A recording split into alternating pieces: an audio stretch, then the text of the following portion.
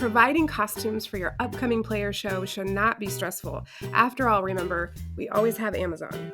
I'm hoping I can make this process easier for you by sharing all the ways I've found to provide costumes, give advice on how to make sure your costumes are cohesive with the other elements of your play, and also how to outsource the work involved so you can focus on being a good leader and other people have the opportunity to be creative. Plus, I'll give you a link to download my free costume organization chart and explain how to use it.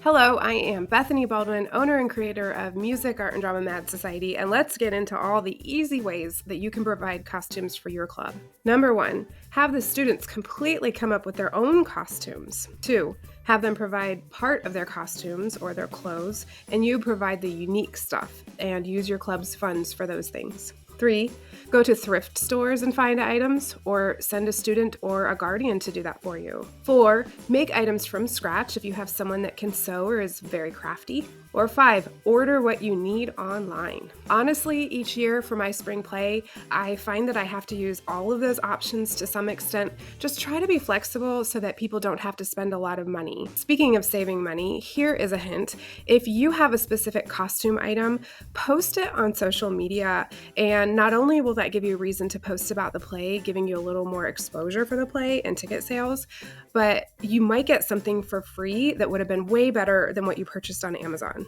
Win-win. So how can you ensure that costumes are cohesive with all the elements of your play? Decide who gets to make the costume choices. Maybe it's the producer, the director, a costume team, the actors, or a collaboration of those people. Whoever it is needs to read the play and imagine each character and their potential costumes and write all the ideas down and hopefully make some sketches too. Before you start picking costumes, you'll want to keep in mind the color scheme that you chose for your play. You should apply that color scheme to all your costume choices. Of course, random colors will come in. I will be making a video on choosing color schemes soon, so be watching for that. You will need to micromanage the costume choices if you want to stay consistent with the color scheme you've chosen. Allow your students to contribute to the costume process for their own character. Don't be afraid to let them contribute some ideas and elements that you had not originally envisioned. Hopefully you have artistic people in your club that will provide costumes for the characters, especially the complicated characters, and you might even let the actors come up with those drawings as well. Don't forget about hair and makeup. That's an important part of a costume. Use character questionnaires you find online to help inspire the actors to imagine the details for their character. You can also get fill-in-the-blank face charts and body charts for designing costumes, hair, and makeup online as well. Hint, all students who are part of the play or the production that are not an actor should either wear all black or wear a t-shirt that promotes your club or the t-shirt that goes with your play. So how are you going to outsource the work? Let me show you my process.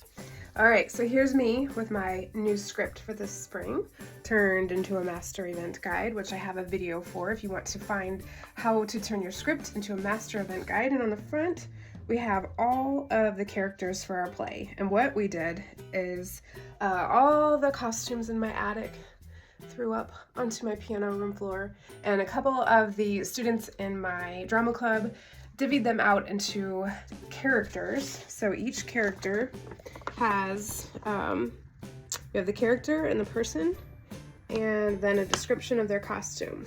So we took the master event guide portion for each person, cut it up, put it on a paper bag.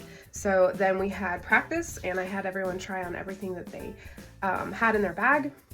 And then after that, we make a list. This is my costume chart. And we put everyone's name on there, their character, and then the costume description so we know what we're aiming for. And then also there are 2 columns. One is for the things the students still need to provide, and then there's a column for the coach of the club that you will put down there what you need to provide.